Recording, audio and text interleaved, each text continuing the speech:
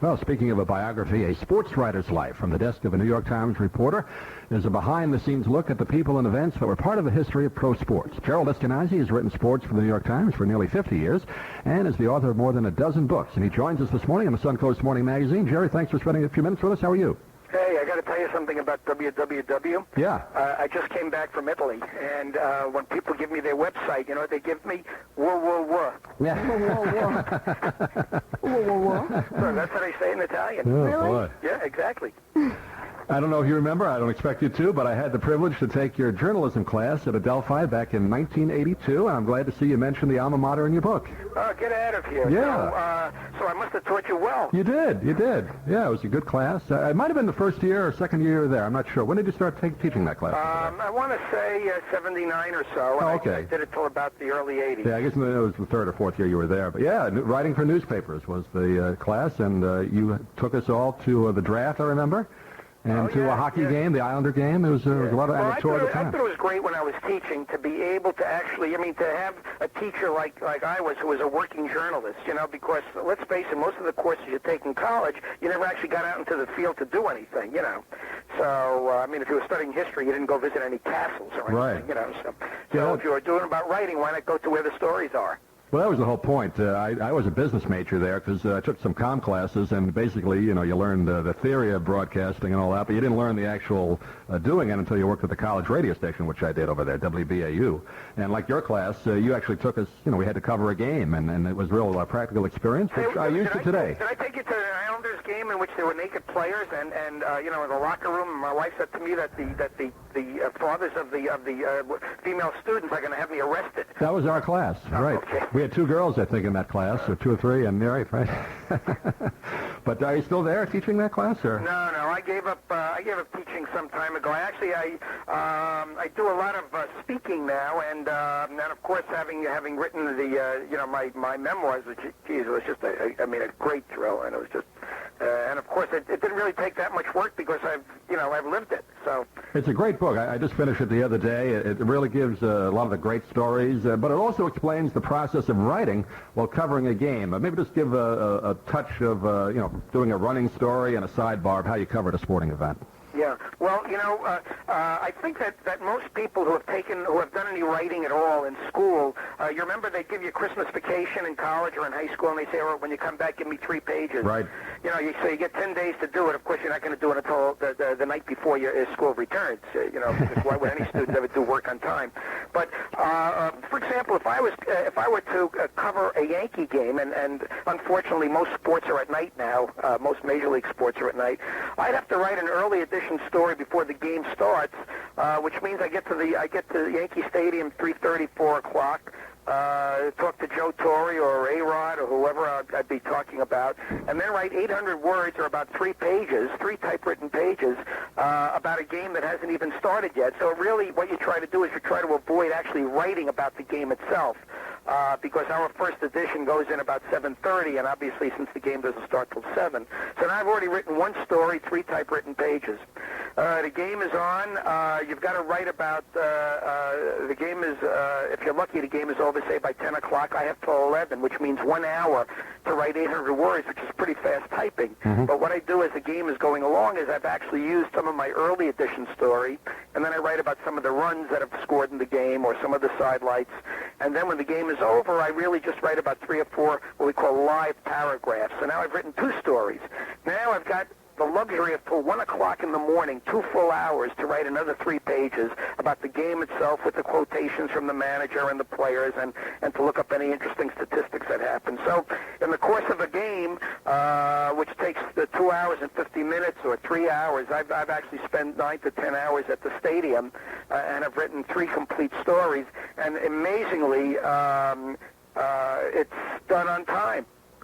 And it fits in the paper also. We have what we call rubber type. Right. If you write too long, they just pull it and stretch it so it fits in. That's right. And a lot of people don't realize when you're covering a game, you're actually almost doing a written play-by-play of the game, aren't you? Then you edit out the parts that... Exactly right. it's not as if the fantasy, and I can't tell you how many people, first of all, I can't tell you the number of people that say to me, do I actually go to the games or do I write them off television? Then the second question, they want to know if I pay to go to the games.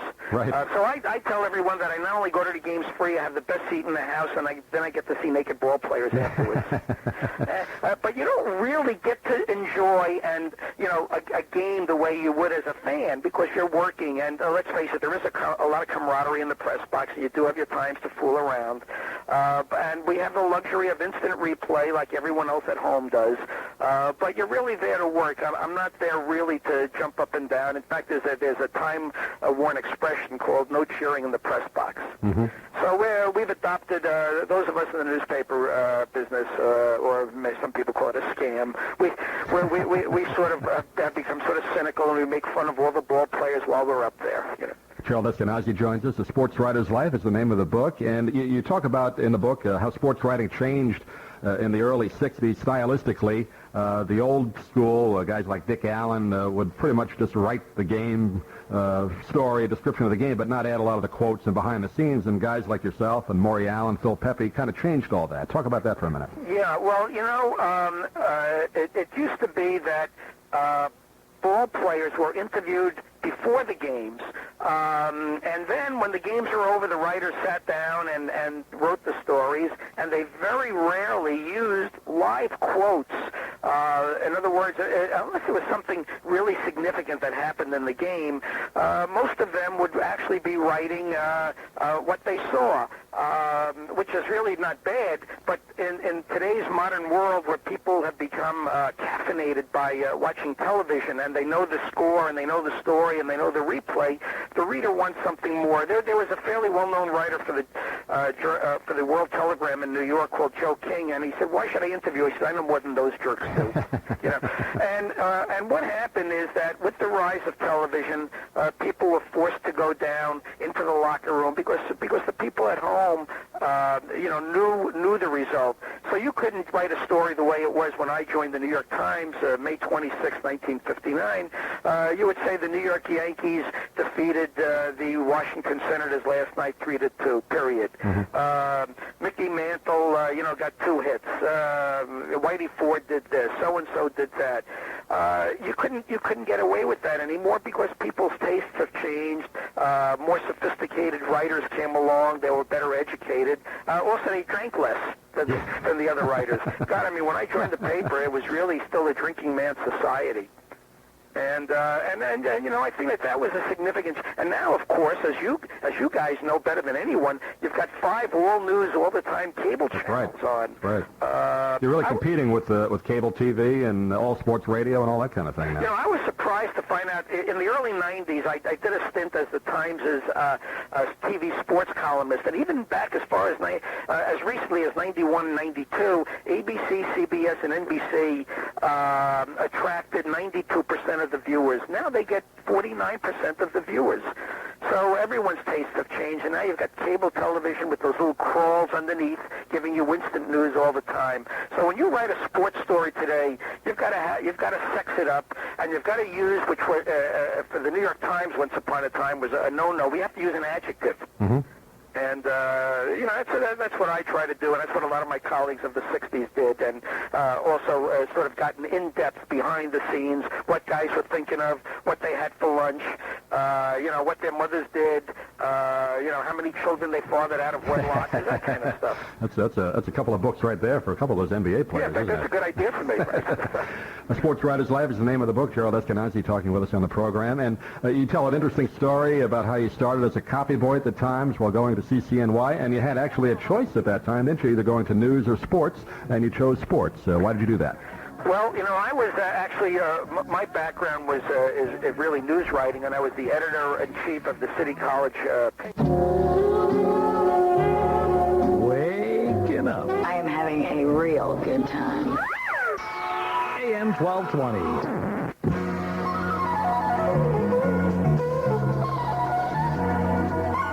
And we're back back on the Suncoast Morning Magazine. Sorry about that, Joe. We had a hard break there. You were talking about the choice between news and sports back at the Times when you began. Yeah, and I don't know where you guys left me in order to try to make some money, but I was talking about I was talking about the fact that like everyone else growing up in Brooklyn, you know, I had played all these street corner games, and I liked sports and news sports, but news writing was really what I wanted to do. And then I got up to the New York Times, and they had an opening for a copy boy in sports and a copy boy in news, and I looked at the newsroom, which stretched from 43rd to 44th Street, from 8th to 9th Avenue, and had 74 Pulitzer Prize winners. And I said, I better get into sports.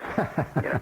And I was young and bright and aggressive, and I thought that I could make more of a mark for myself. And believe it or not, if you're somewhat of a sports historian, the night I started, May 26, 59, was the night that Harvey Haddix pitched his 12-inning perfect game. Oh, sure. And lost in the 13th inning. So I thought, boy, what a business I chose. Oh, yeah, that's great. You tell some great stories in the book about interviewing some of the icons of the sports world, Muhammad Ali and Joe Namath. Just give us a couple of words on both of those guys. Well, I've subsequently gotten very friendly with Joe, and whenever Joe meets people, he always likes to tell them, he said, I like Jerry because he came over to me the first day he was on the Jets beat for the New York Times, and he said, I introduced myself, and I said, Joe, my name's Gerald Eskenazi. I'm with the New York Times, and I don't know anything about football. Well, Joe said he liked that because he said I was the first honest sports writer he had ever met. One of the things I point out in the book is that it's very difficult for a young writer, and I'm sure that all your listeners could put themselves, what happens if they suddenly met a Joe DiMaggio or a Ted Williams or a Muhammad Ali or a Mike Tyson or a Barry Bonds, and now they suddenly had to start talking to them on a professional level. In other words, not just, hey, I'm a great fan of yours, I like to watch you and this kind of stuff. So it really takes a certain kind of mindset. And I remember when I was a young reporter and I'd met Joe DiMaggio, and it was before a Yankee game, and he was talking about pitching, about facing Bobby Feller.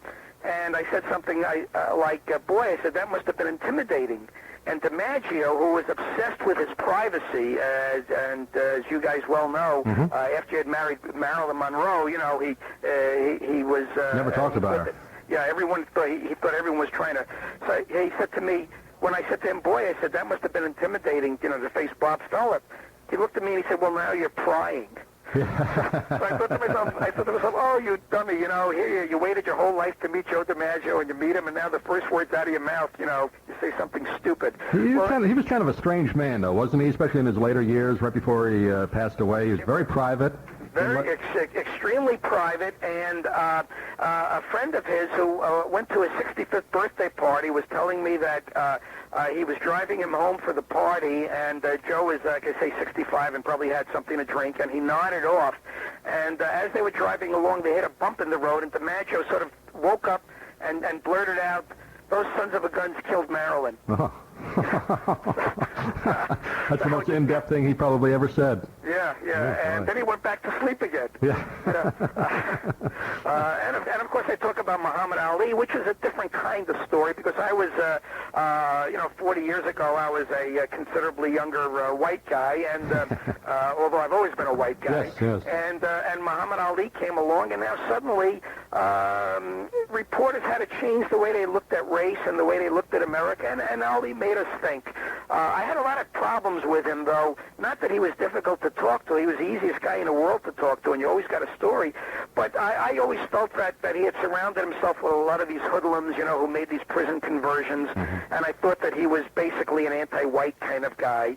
And now, ironically, 40 years later, he's a sort of icon and symbol of togetherness, and he sings a different tune now. So he's probably changed over the years, and I've changed over the years, and I guess America has changed over the years, too. He's become heroic now, whereas back in the 60s, a lot of people didn't want anything to do with him. Oh, well, one of the reporters for the Daily News, a fellow named Dick Young, a famous columnist of his time, and even our own Arthur Daly, who was the first sports columnist in America to win a Pulitzer Prize, they wouldn't call him Muhammad Ali. They called him Cassius Clay. Right. Which he said was his slave name. And those of us who were smart very quickly called him Muhammad Ali because, why not? Right. And you wanted to talk to the guy, and he was just a fabulous talker. I also was very proud of the fact that I had uncovered as a young writer his IQ, and you know, in those days, in the 60s, IQs were covered up, and I found out that he had an IQ of 76. Really? So, which tells me something about perhaps the fallibility of IQ tests. Because this guy was a very, you know, my wife used to say to me, and other people would say to me, gee, did he really make up those? Was he as clever as that? And he really was. He was just quite a fascinating guy to talk to. Very bright guy. You could talk off the cuff on many topics, too. Yes, absolutely. He gave speeches, I know, at colleges back then. So I loved his rhyme in which he said, they all must fall in the round I call. And when he talked about his fight against Sonny Liston, he said they think they're coming to see a fight instead of they're going to see the launching of the first human satellite. And a guy with a 76 IQ to say that. So, like I say, as I said, that tells you something about, you know, not trusting IQ tests necessarily. The name of the book is A Sports Writer's Life, from the desk of a New York Times reporter. We've been talking with Gerald Eskenazi, and on a personal note, I'd like to thank you again for teaching such a great class. It has helped me out. Oh, well, that's great. I could see that. I mean, you've asked the best questions I've ever had. Oh, you're very nice to say that. We'll do it again. Okay, thanks so Thank you much. very much. I appreciate it. Gerald Eskenazi joining us, and we have about 4 minutes before 10 o'clock.